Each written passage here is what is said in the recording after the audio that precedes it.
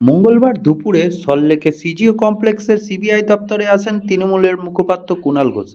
CBI দপ্তর থেকে বেরিয়ে সাংবাদিকের মুখোমুখি হন কুণাল ঘোষ। এগিয়ে বাদল এগিয়ে রাখতে বলো। দাদা, সুপ্রিম কোর্টে ওবিসি মামলাও পরবর্তী শুনানি 28 জানুয়ারি হাইকোর্টের নির্দেশে বাতিল করা হয়েছে। ওবিসি সার্টিফিকেটে রায় চ্যালেঞ্জ করে চিকিৎসা না, এটা বিচারাধীন বিষয়। সুপ্রিম কোর্টে এই বিষয়টা চলছে, এ নিয়ে কোনো আলাদা মন্তব্যের কোনো অবকাশ নেই। ভুলেই রইল 26,000 চাকরি প্রার্থীর ভবিষ্যৎ। সুপ্রিম কোর্টের পিছনে শিক্ষক নিয়োগ মামলার শুনানি এবং পরবর্তী 15ই জানুয়ারি। এটা তো সুপ্রিম কোর্টের বিষয়, বিচারাধীন বিষয়। কোর্ট কবে কোন কারণে কিসের ডেট দিচ্ছেন এটা তো কোর্টের বিষয়।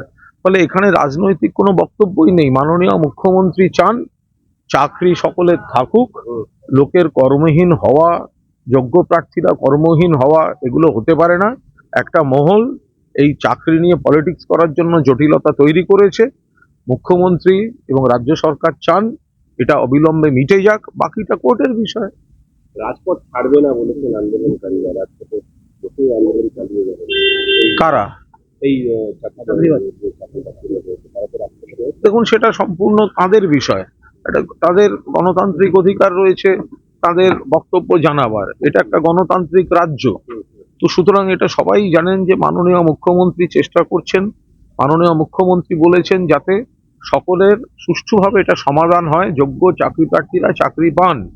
তো এই জায়গায় দাঁড়িয়ে বাকি যে জটিলতা, সেটা কোনো কোনো মহল মামলা করে দিয়ে, আইনি জটিলতা তৈরি করে দিয়ে, কর্মপ্রার্থীদের বাধা দিয়ে, যেমন ধরুন SLST শারীর শিক্ষা কর্মশিক্ষা, তাদের স্কুল অ্যালটমেন্ট হয়ে গেছে, রেকমেন্ডেশন লেটার হয়ে গেছে, তারপরে কেউ গিয়ে মামলা করে দিয়ে এলেন, দিয়ে আটকে দিয়ে এলেন। ফলে এইগুলো জট তৈরি করা হচ্ছে এই মানে কর্মপ্রার্থীদের জীবনকে রাজনীতির ঘুঁটি করে বিরোধীরা এবং কিছু লোক, তারা রাজ্য সরকারের বিরোধী রাজনীতি করতে গিয়ে এদের জটিলতা তৈরি করে দিচ্ছেন।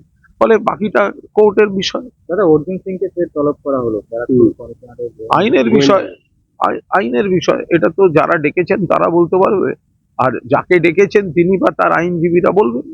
সুপ্রিম কোর্টের দ্বারস্থ আরজি করে হাসপাতালে মৃত ডাক্তারের বাবা মা, দায়ের করা হয়েছে মামলা। সিবিআই তদন্তে কোথায় কোথায় এখনো যেতে একটু নিচে নামান, দু মাসের চাল থেকে সাজা বেতন সময় তার আগে শুনানি চাইছে।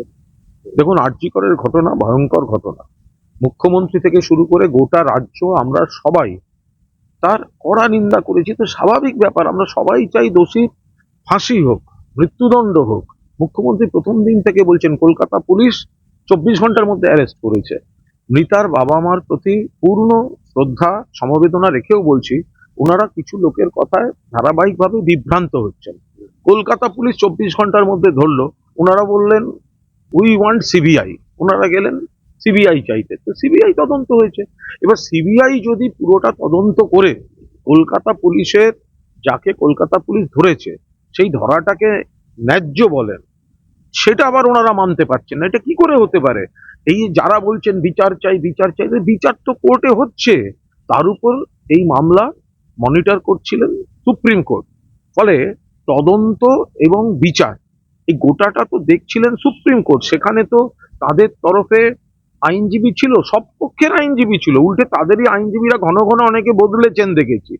তো যখন শুনানি হয়েছে তখন তো তাদের পূর্ণ সুযোগ ছিল সুপ্রিম কোর্টে সমস্তটা বলার। ফলে কিছু রাজনৈতিক অতৃপ্ত আত্মা, রাজনৈতিক অতৃপ্ত আত্মা, তারা অন্ধ তৃণমূল বিরোধিতা থেকে এই অভয়ার বাবা মার যে আবেগ, যে যন্ত্রণা, যে অশ্রু, সেই আবেগকে বিপথে চালিত করতে এই গোলমালটা পাকাতে নেমেছে। এখন সাক্ষ্য শেষ হয়ে গেছে, সাজা ঘোষণার মুখে এখন বলছে নতুন করে তদন্ত চাই। তাহলে কি কেউ বা কারা সঞ্জয় রায়কে বাঁচাবার চেষ্টা করছেন? তাহলে কেউ বা কারা, যখন কলকাতা পুলিশ তদন্ত করে ধরেছে ধর্ষণ খুন সঞ্জয় রায়, সিবিআই তাতে মান্যতা দিয়েছে, ধর্ষণ খুন সিবিআই, সমস্ত তথ্য প্রমাণ এক জায়গা করে সুপ্রিম কোর্ট দেখেছেন, ট্রায়াল কোর্ট দেখেছেন এবং সাজা ঘোষণার মুখে এখন যদি কেউ এটাকে আবার নতুন করে এই করে ওই করে, তাহলে মৃতার বাবা মাকে, অভয়ার বাবা মাকে সামনে রেখে তাদের আবেগকে বিভ্রান্তি